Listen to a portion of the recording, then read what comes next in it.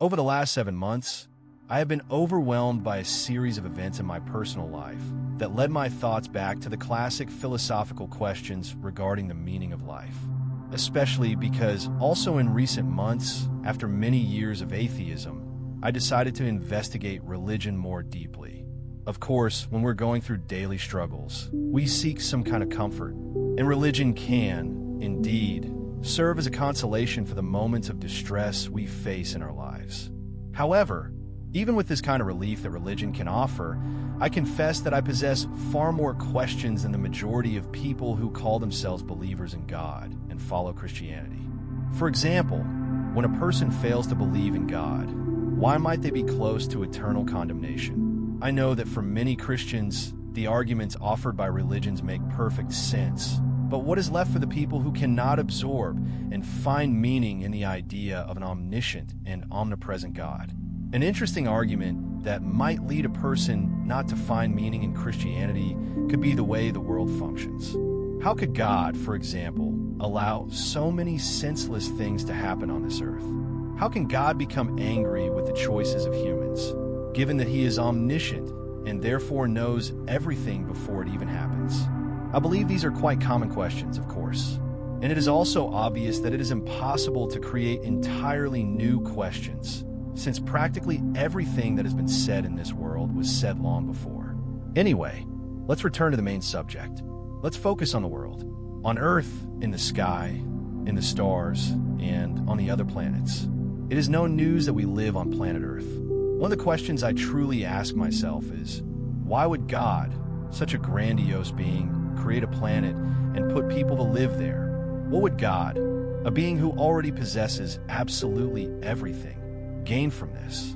Could He be bored? But how could God be bored or lack something if He is already everything? What is the point of all this? These are the questions that have made me very reflective about what faith is and what the meaning of all this is. And of course, I know that faith walks hand in hand with doubt. And questioning one's faith can end up strengthening your beliefs in God or whatever else you want to believe in. That is precisely why I want to make it clear that I am not anti-religious, or that I do not even believe in God. What I'm trying to do here, in a simple and rather ignorant way, is merely a reflection, a questioning of my own beliefs. For a good number of years of my life, I was immersed in a teenage and materialistic atheism, so to speak. I simply observed everything around me in a materialistic way, as I mentioned, and in a very reductionist manner. I simply came to the conclusion that humanity was too contradictory to have been made by an infinite and perfect God. But as I grew up, I began to realize how deep things are, how complex the human being can be, precisely because it is contradictory. There's a certain meaning to this. There's a certain order in this chaos, so to speak. Besides the fact that I started observing things around me, especially nature and the simple things that appear in our daily lives, I realized that often, what makes us stop questioning our beliefs, more specifically, our religious beliefs, is the fear of going to hell. In a way, we are educated by fear. Fear of God's wrath, fear of passing away, fear of hell. We are always afraid of something. Going beyond the issue of the means and yearnings that all human beings possess, there is also the possibility of receiving comfort, mercy, and even redemption through faith. And this is something that also greatly catches my attention. I was raised in a Catholic home, and the first image that comes to my mind is that of the Virgin Mary, the Mater Pietatis in Latin. Perhaps because I see the reflection of my mother or my grandmother in that religious figure. But could receiving comfort instead of answers to my questions be considered an answer? This is the million-dollar question, at least for me. And obtaining these answers is something that is not simple. It is not easy. And I'm fully aware of this. That is why asking questions, especially about this subject, is something that causes a lot of discomfort, and for some, it can even lead to despair.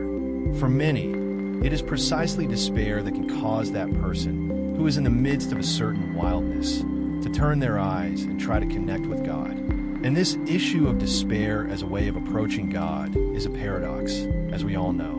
But what happens when a person tries to connect with God and does not receive answers to their questions? Basic, personal questions about their life, something often mundane. What would be the meaning of all this?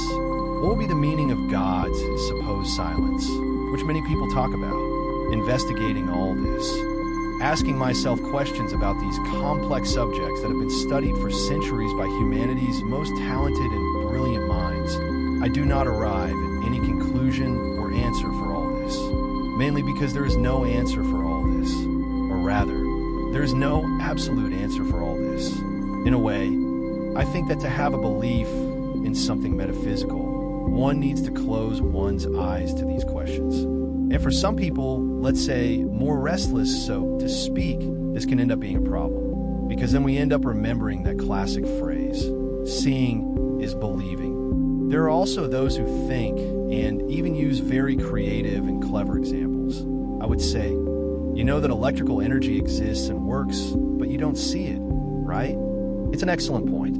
Even without a concrete answer to this topic, I can say that I have regained interest in certain subjects, such as existentialism, Aristotelianism, metaphysics, causality, principles, substance, unity, and even space and time. There are also various philosophical currents that deal with these subjects mentioned here. This demonstrates how dense this topic is and how pedantic I would be trying to explain this entire intellectual framework, so to speak.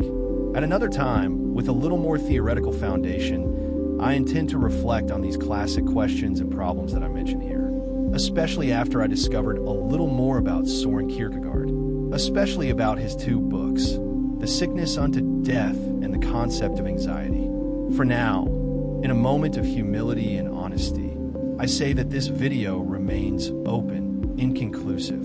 Even more so, since it is a simple short YouTube video, because that's how I feel lately, with many questions but few answers that satisfy me.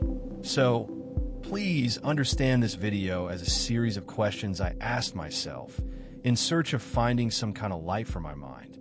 I urge you to do the same. However, also know that there is nothing wrong with not getting anywhere with the questions and thoughts we have every day in our lives. After all, it is much better to occupy oneself with the things we have to do, that is, our duties, than to seek out questions to be asked or discussed at all times. I also believe a little that the meaning of something can be in the simple fact of doing it. That is, at times, the act of simply doing something is already the meaning for that thing, and not trying to fully understand it. Some of our questions do not necessarily need answers either.